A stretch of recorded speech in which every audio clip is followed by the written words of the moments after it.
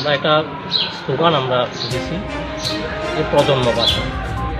তারই নিরিখে আমরা সারা রাজ্যে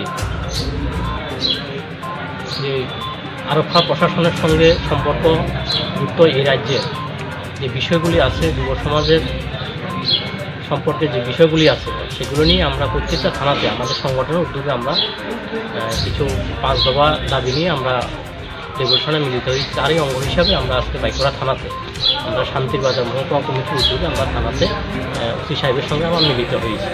মূলত আমরা লক্ষ্য করছি বিগত কয়েক বছর এ রাজ্যের মধ্যে সমাজদ্রোহী যারা আছে তারা রাজনৈতিক ছত্রছায়া থেকে কোথায়ও আরক্ষা প্রশাসনের অবচরে থেকে সেখানে অনৈতিক কাজকর্ম যেমন চালাচ্ছে, পাশাপাশি চুরি চিন্তা এগুলি যেমন বাড়ছে, পাশাপাশি নারীদের নিরাপত্তা আজকের দিনে দাঁড়িয়ে নেই বললেই চলে। তার পাশাপাশি যে বিরোধীরা যে গণতান্ত্রিকভাবে তাদের কাজকর্মগুলি করার কথা সেগুলিও আজকে আমরা করতে পারছি না। এই যে বিষয়গুলি, তার পাশাপাশি সবচেয়ে বড় বিষয় হচ্ছে আজকে আমাদের রাজ্যে যুব সমাজকে ধ্বংস করে দেওয়া হচ্ছে।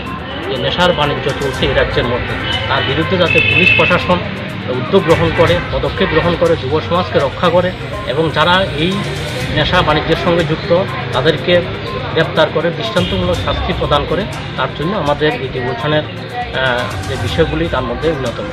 এবং পাশাপাশি এবং মাধ্যমিক 12 পরীক্ষা সামনে রয়েছে, কিন্তু চারিদিকে এখন একটা ডিজে সংস্কৃতি চলছে আমাদের রাজ্যের মধ্যে এবং রাত্রি দীর্ঘক্ষণ পর্যন্ত এখানে বিভিন্ন গান বাজনা চলে। সেগুলিও যাতে অন্তত এই যে শব্দ দূষণ এবং ছাত্রছাত্রীদের যাতে লেখাপড়ার সমস্যা না হয় সেগুলিকে কন্ট্রোল করার জন্য আমাদের মূলত আজকের এই ডেপুটেশন।